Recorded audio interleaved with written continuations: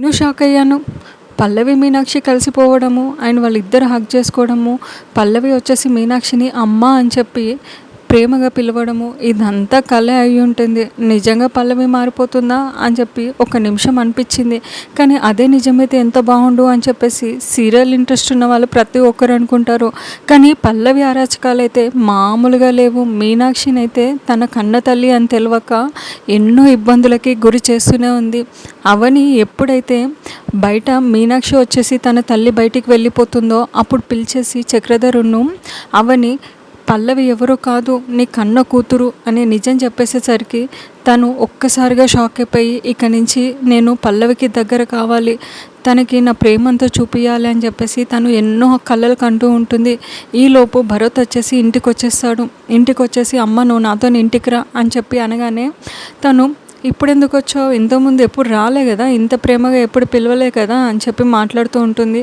ఈలోపు అవని అడుగుతూ ఉంటుంది కూర్చో అని చెప్పేసి. దానికి భరత్ అసలు రిప్లై ఎలా ఇస్తాడంటే ఎవరిని పట్టించుకున్నట్టు మాట్లాడతాడు. నేను మా అమ్మని తీసుకుపోవడానికి వచ్చాను, మిగిలిన ఎవ్వరు కూడా ఏం మాట్లాడినా కూడా నేను పట్టించుకోను అని చెప్పేసి తను మాట్లాడిన తీరు అస్సలు బాగలేదు. అసలు భరత్ ఇలా ఎలా చేంజ్ అయ్యాడు అని చెప్పేసి నేను కూడా అనుకున్నాను.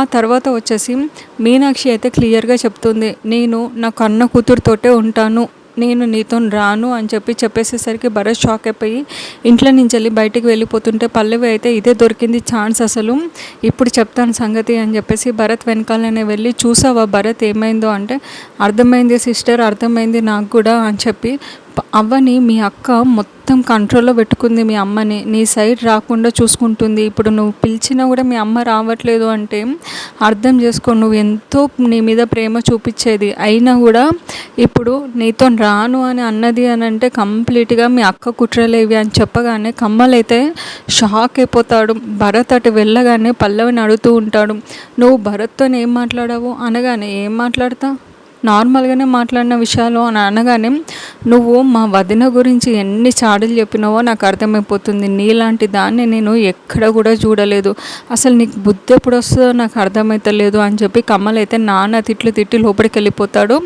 దీంతో ఎపిసోడ్ అయితే క్లోజ్ అయిపోతుంది. నెక్స్ట్ ఎపిసోడ్తో మళ్ళీ మేము ముందుకు వస్తాను. కానీ ఆఖరిగా మీనాక్షి పల్లవికి అయితే తన కూతురే అని చెప్పేసి అర్థమైపోయింది. ఇప్పుడు పల్లవికి మీనాక్షి అమ్మ అని తెలిసినా కూడా తను ముందుకెళ్తుందా లేదా, అసలు యాక్సెప్ట్ చేస్తుందా అనేది ఈ సీరియల్లో ఎన్ని రోజులు ఇలా ఎపిసోడ్స్ వేస్తారో అర్థం కాదు. ఇక వెయిట్ చేయండి.